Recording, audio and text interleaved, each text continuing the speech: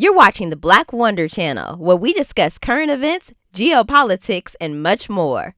Breaking news just into CNN. Las Vegas police have arrested a suspect in connection with the 1996 drive-by shooting death of legendary rapper Tupac Shakur.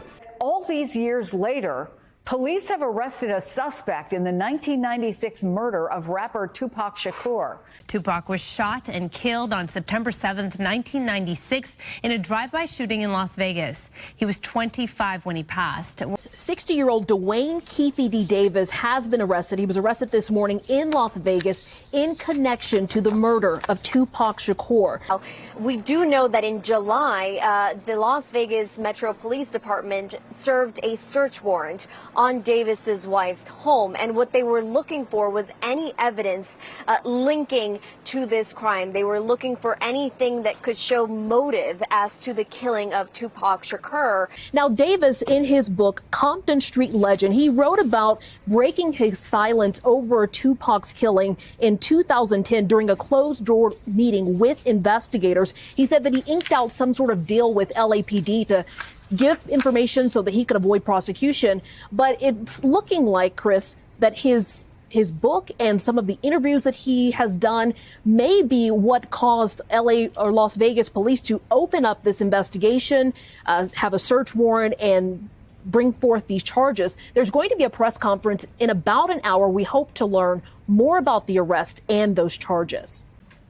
This case has been reviewed by our homicide team and homicide detectives for over 2.5 decades. And ultimately, our persistence in this investigation has paid off. Let me walk you through a timeline of events that as we know them right now. Prior to September 7th of 1996, as we all know, Tupac Shakur was an artist who was signed with Death Row Records. And that Death Row Records and its CEO, Marion Suge Knight, were closely affiliated with the Mob Piru criminal street gangs, and that they had an ongoing feud with the Southside Compton Crips. On the night of September 7th of 1996, Tupac Shakur, along with Suge Knight and members of their entourage, which include members of Mob Piru, came to Vegas to attend the Mike Tyson fight at the MGM Grand Garden Arena. Members of the Southside Compton Crips, which included Dwayne Davis, along with his nephew Orlando Anderson, were also in attendance at the same event.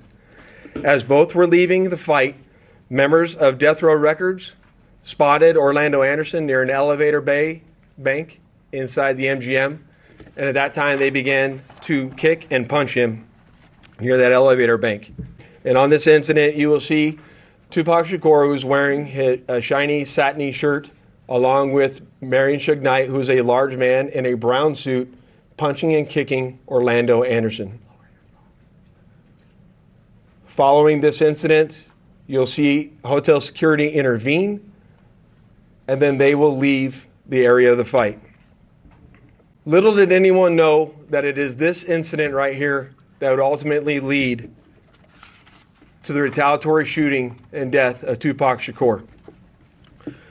Following this incident, Tupac and Suge Knight both left the MGM to make their way to a post-fight party, which was to occur at a local nightclub. After Davis obtained a gun, he entered into a white Cadillac along with Terrence Brown, DeAndre Smith, and Orlando Anderson. And as they turned around, they pulled up near the passenger side of that vehicle and immediately began shooting at Mr. Knight and Mr. Shakur. Following that shooting, the white Cadillac fled the area southbound on Koval, and after our officers arrived on scene, Tupac was later transported to the University Medical Center, where he was treated medically and died approximately 6 days later on September 13th.